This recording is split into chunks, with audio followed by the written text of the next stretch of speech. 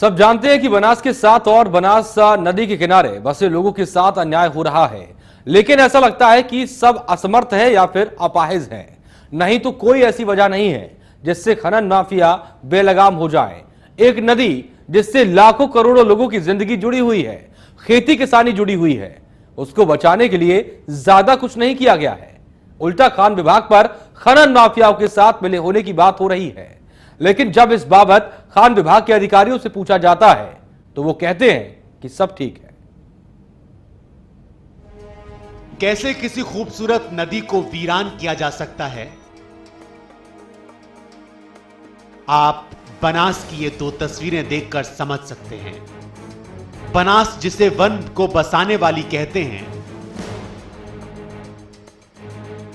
वो खुद को जीवंत रखने के लिए लड़ रही है। आरोप ये भी लगे हैं कि खान विभाग खननखोरों से मिला है। अब सवाल दो हैं। पहला सवाल, क्या खान विभाग के बस की बात नहीं है अवैध खनन रोकना, या खनन विभाग इस खनन को रोकना नहीं चाहता?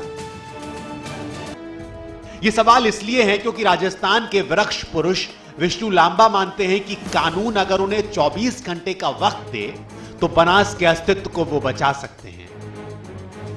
विष्णु लांबा बनास को बचाने के लिए लगातार कोशिशें कर रहे हैं। लांबा को महामहिम प्रणब मुखर्जी ने ट्री मैन ऑफ राजस्थान की उपाधि दी है और वो इस बात से आहत हैं कि बनास नदी के अस्तित्व को बचाने के लिए सरकार मूक बनी बैठी है। लांबा ने बनास नदी का दौरा किया है और वो इस मामले को लेकर एनजीटी में पीआईएल लगाने के अलावा इस मामले की शिकायत प्रधानमंत्री कार्यालय पहुंचाने की बात कह रहे हैं। आए दिन जब अवैध खनन को लेकर के और हाईकोर्ट की फटकार प्रशासन को लगाई जाती रही है और अभी जो विधानसभा का सत्र चल रहा है उसमें ये मामला बहुत गरमा रहा है, तो उसके रहते आज एक सरकारी नुमाइंदा होने के नाते भी और एक सामाजिक कार्यकर्ता होने के नाते भी सरकार ने एनवायरनमेंट कमेटी का मेंबर बनाया है। तो मुझे लगा कहीं ना कहीं अपने को दौरा करना चाहिए और एक सामाजिक कार्यकर्ता के नाते भी, और मेरा गृह जिला इसलिए मैं थोड़ा ज़्यादा रुचि लेता हूँ कि बनास को हमने माँ की तरह माना है, हमारी जीवन दायिनी जीवन रेखा टोंकी है। आज आकर के पुणे जो हालात देखे, गई बार जब आया था तो बीच में ऐसी व्यवस्थाएं बनी थी कि कहीं ना कहीं लोगों को समझ में आने लगा था। आज वापस आया तो चीज़ें बदलाव की ओर नहीं हैं। जिस तरह का बदलाव देश और समाज के हित में होना चाहिए था, पर्यावरण के हित में होना चाहिए था, लीज धारकों की डेट अभी तक कहीं ना कहीं समझ में नहीं आ पा रही कि आखिर वो कब तक पूरी होगी। अगर डेट इन्होंने दे रखी है तो माइंस डिपार्टमेंट टीटी साहब क्यों नहीं बता रहे हैं कि वहाँ पर कितना अवैध खनन हो रहा है। कारखाना बहुत जोरदार चल रहा है और जिस तरह से मोदी जी की हवा देश में पॉजिटिव है, उसी तरह से उत्तर प्रदेश में जो परिणाम आए हैं उस तरह से यहाँ का कारखाना चल रहा है। तो मैं उम्मीद करूँगा कि जिस तरह से आपको समाज ने और जनता ने आप पर भरोसा जताया है उस तरह कैसी इस तरह की चीज़ें बंद होनी चाहिए। ये अवैध है और जिस प्रकार की चीज़ें मेरे सामने आई थी बीच में कि वो धमकी दे देंगे, वो मार देंगे, तो मैं प्रशासन के सामने और मीडिया के सामने आज साफ तौर पर कह देना चाहता हूँ, जितने तमंचे और बंदूक इन लोगों ने देखे नहीं होंगे उतने मैंने चलाए हैं भैयड़ में रह करके। और डकैतों का सरेंडर करवाना और जो काम मैंने केंद्र सरकार के साथ किए हैं वो इन लोगों को ज़रा एक बार दिखा दीजिए, अपनी प्रशासन भी दिखा दीजिए। और समय रहते मैं चाहूँगा कि केंद्र इस मामले में कोई निर्णय ले। और एनजीटी जा रहे हैं और कानून का दरवाज़ा खटखटाएंगे, कानून को हाथ में नहीं लेंगे, जो भी होगा न्यायिक तरीके से होगा। यकीनन बनास को लेकर जितनी चिंता पर्यावरण को बचाने के लिए लड़ रहे लोगों में है उतनी सरकारी मुलाजिमों और वजीरों में नहीं है। शायद इसलिए जिला प्रशासन और खनन विभाग के अधिकारियों और उनकी लापरवाह कार्यप्रणाली की वजह से लीज धारक बनास को मनमाने ढंग से लूट रहे हैं। बनास में मनमानी से हो रहा अंधाधुंध बजरी खनन बनास के सर्वनाश पर आमादा है। खनन कितना खतरनाक है आप इसका अंदाजा इस बात से लगा सकते हैं।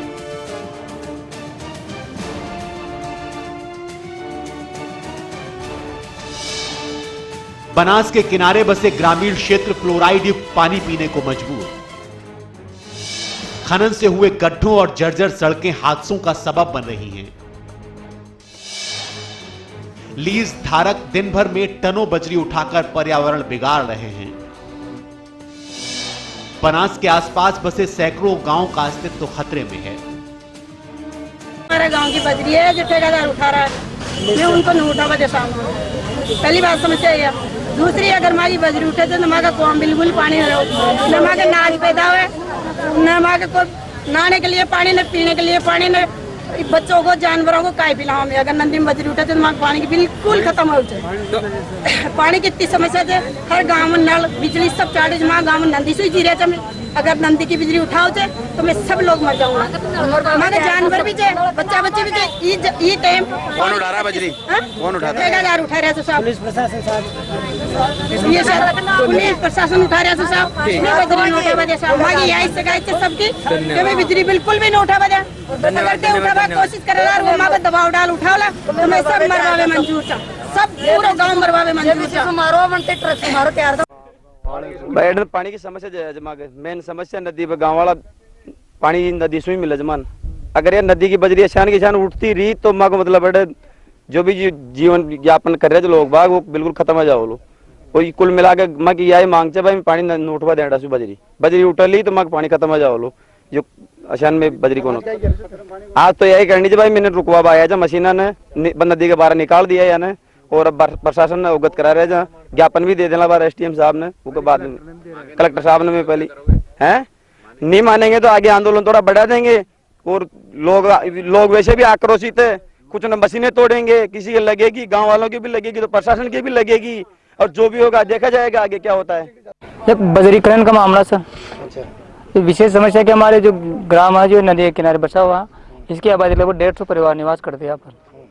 अब पूर्णतः गांव इस पे कृषि पर डिपेंड करता है। अब इस साल औसतन बरसात आपको भी मालूम है, बरसात सामान्य से भी कम है, और जल स्तर अभी भी जो कुआं का पानी वो नीचे जा रहा। तो अभी पानी में जो अभी 2-2, 4-4 घंटे इंजन चलते वापस बंद करना पड़ता है उनको, 2-2 घंटे, फिर वापस पानी आ जाता है, फिर चलाना पड़ता। तो ये ग्रामवासी सोचते हैं कि ये थोड़ी वजन खनन बंद हो जाए तो हमारा गुजारा बत्ता हो जाए।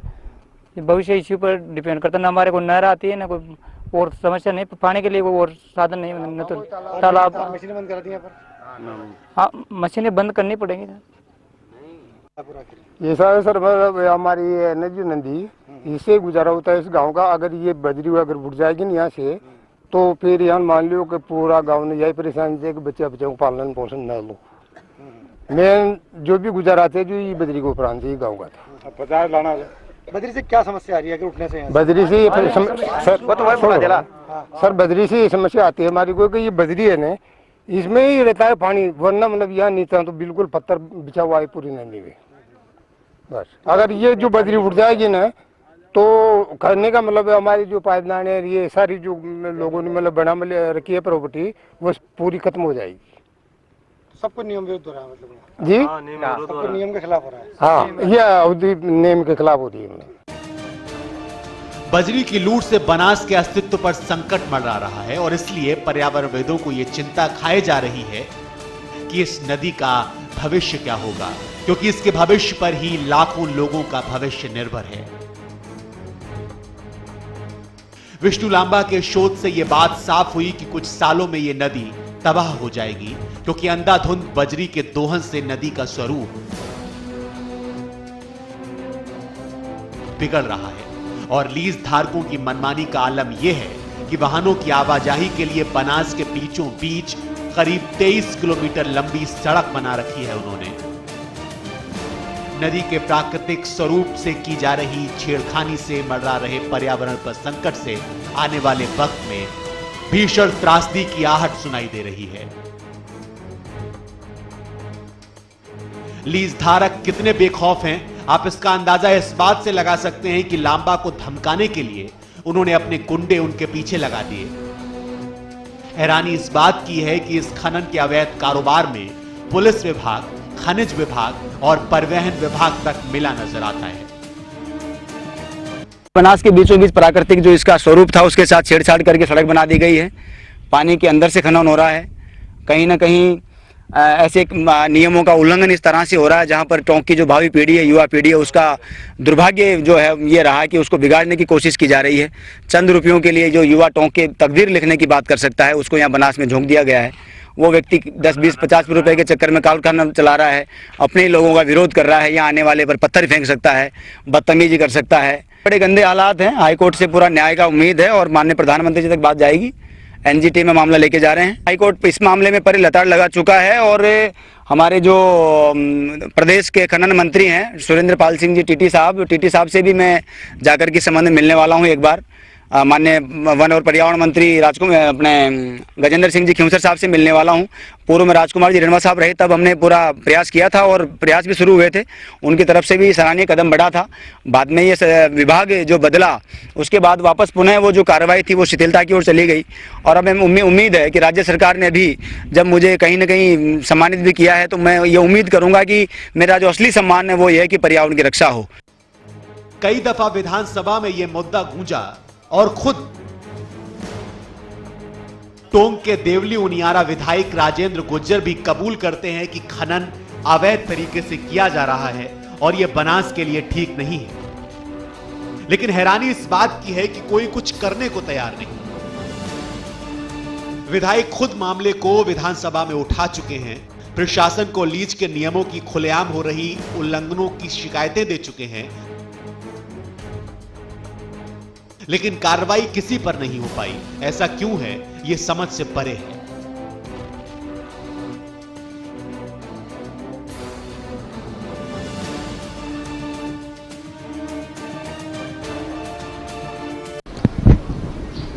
बनास में अवैध खनन आज से नहीं, काफ़ी समय से हो रहा है। मैंने विधानसभा में भी क्वेश्चन उठाया था कि भाई नियम विरुद्ध खनन नहीं हो रहा है, ठेकेदार अपनी मनमर्जी कर रहा है। 3 मीटर से ज़्यादा उठा नहीं सकता ठेकेदार, बाकी 3 मीटर से ज़्यादा बजरी उठा रहा है। ग्रीन बेल्ट डेवलप करनी है, ग्रीन बेल्ट भी नहीं लगाई उसने, पेड़ एक भी नहीं लगाया। और 1/4 हिस्सा जो है उसको 1/4 हिस्से के अंदर ही बजरी उठा सकता है, बाकी पूरी दोनों जो छोर हैं नदी के वो बजरी नियम के विरुद्ध है। वो सारा नियम विरुद्ध काम कर रहा है। हमने अधिकारियों को अवगत कराया कि उनके खिलाफ एक्शन लिया जाए। और गाँव वाले भी कई बार शिकायत करते हैं कि हमारे खेत कट जाएंगे, हमारे जानवर जाते हैं, ऊंडे ऊंडे गड्ढे होने की वजह से उनके जानवर मर जाते हैं। कई बार हमारे कई जो शहर के लोग घूमने जाते हैं, पानी ज़्यादा गहरा रहता है तो वो भी कई बार डूब के उनकी भी अकाल मृत्यु हो गई। तो प्रशासन को हमने अवगत कराया है और उस पर निश्चित कार्रवाई कराएंगे।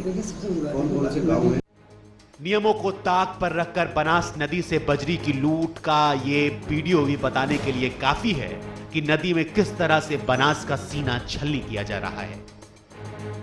सरकारी नुमाइंदे बजरी की चमक से इस तरह चौंधिया गए हैं कि उन्हें बनास नदी में बीचों बीच चल रहे अवैध कारखाने भी नजर नहीं आते।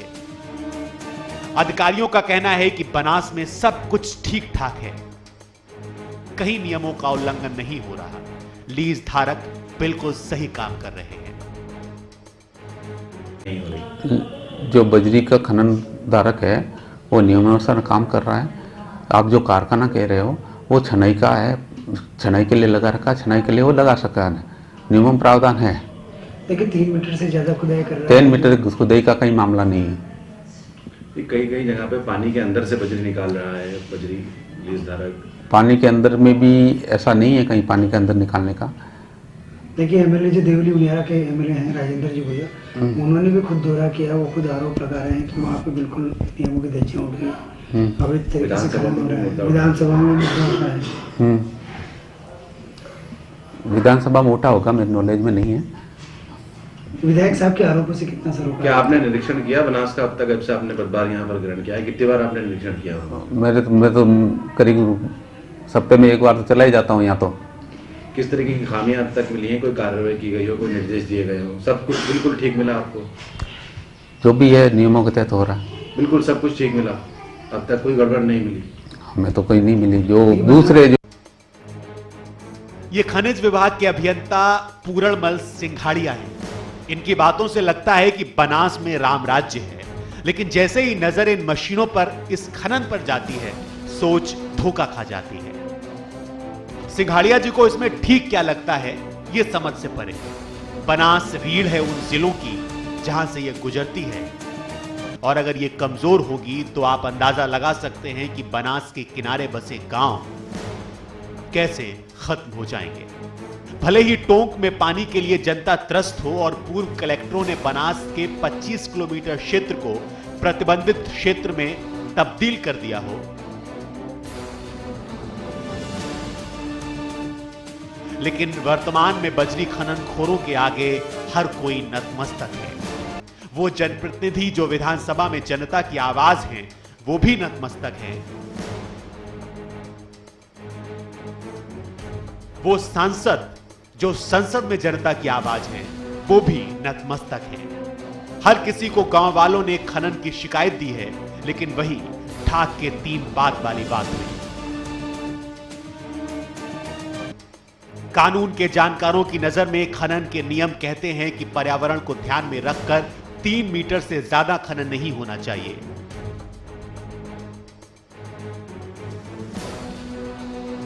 तो क्या खूनी संघर्षों की गवाह रही बनास में फिर से किसी आंदोलन या संघर्ष की कहानी पैदा हो सकती है? यह सवाल इसलिए क्योंकि ग्रामीणों का गुस्सा लगातार बढ़ रहा है, लेकिन पुलिस की ताकत उसे दबा रही है और हो न हो एक दिन यह गुस्सा हाहाकारी हो सकता है और बनास को बचाने के लिए गांव वालों की लड़ाई को नाजायज कहना भी उस वक्त ठीक नहीं होगा। टोंक से वजाहत अख्तर, इंडिया न्यूज, राजस्थान।